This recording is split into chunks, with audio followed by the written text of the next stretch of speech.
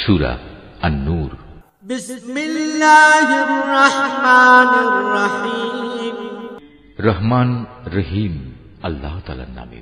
قل للمؤمنين يغضوا من أبصارهم ويحفظوا فروجهم ذلك أزكى لهم إن الله خبير بما يصنعون। হে নবী, তুমি মোমেন পুরুষদের বলো তারা যেন তাদের দৃষ্টি নিম্নগামী ও সংযত করে রাখে এবং তাদের লজ্জাস্থান সমূহকে হেফাজত করে। এটাই হচ্ছে তাদের জন্য উত্তম পন্থা, কেননা তারা নিজেদের চোখ ও লজ্জাস্থান দিয়ে যা করে আল্লাহ তাআলা সে সম্পর্কে পূর্ণাঙ্গভাবে অবহিত রয়েছেন।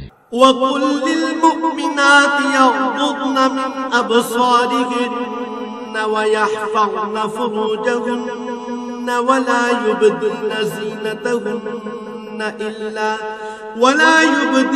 زِينَتَهُنَّ إِلَّا مَا ظَهَرَ مِنْهَا وَلْيَضْرِبْنَ بِخُمُرِهِنَّ عَلَى جُيُوبِهِنَّ ولا يبدين زينتهن إلا لبعولتهن أو آبائهن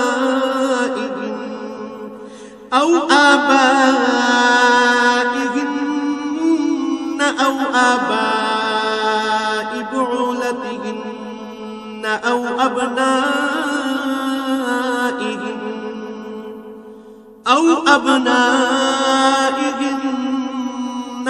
أبناء بعولتهن أو إخوانهن أو بني إخوانهن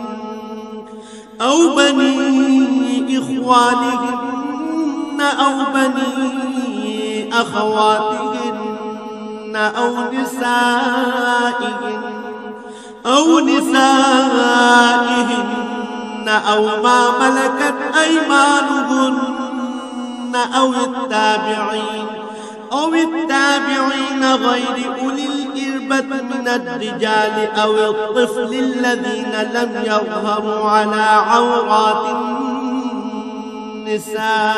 النساء ولا يضربن بأرجلهن ليعلم ما يخفين من زينتهن وتوبوا إلى الله جميعا أيها المؤمنون لعلكم تفلحون। নবী, একইভাবে তুমি মোমেন নারীদেরও বলো তারা যেন তাদের দৃষ্টি নিম্নগামী করে রাখে এবং নিজেদের লজ্জাস্থান সমূহের হেফাজত করে। তারা যেন তাদের সৌন্দর্য প্রদর্শন করে না বেড়ায়, তবে তার শরীরের যে অংশ এমনিই খোলা থাকে সেসব অংশের কথা আলাদা। তারা যেন তাদের বক্ষদেশ মাথার কাপড় দ্বারা আবৃত করে রাখে। তারা যেন তাদের স্বামী, তাদের পিতা, তাদের শ্বশুর, তাদের ছেলে, তাদের স্বামীর আগের ঘরের ছেলে, তাদের ভাই, তাদের ভাইয়ের ছেলে, তাদের বোনের ছেলে, তাদের সচরাচর মেলামেশার মহিলা, নিজেদের অধিকারভুক্ত সেবিকা দাসী, নিজেদের অধীনস্থ এমন পুরুষ যাদের মহিলাদের কাছ থেকে কোনো কিছুই কামনা করার নেই, কিংবা এমন শিশু যারা এখনো মহিলাদের গোপন অঙ্গ সম্পর্কে কিছুই জানে না, এসব মানুষ ছাড়া তারা যেন অন্য কারো সামনে নিজেদের সৌন্দর্য প্রকাশ না করে। চলার সময় জমিনের উপর তারা যেন এমন ভাবে নিজেদের পা না রাখে যে সৌন্দর্য তারা গোপন করে রেখেছিল তা পায়ের আওয়াজে লোকদের কাছে জানাজানি হয়ে যায়।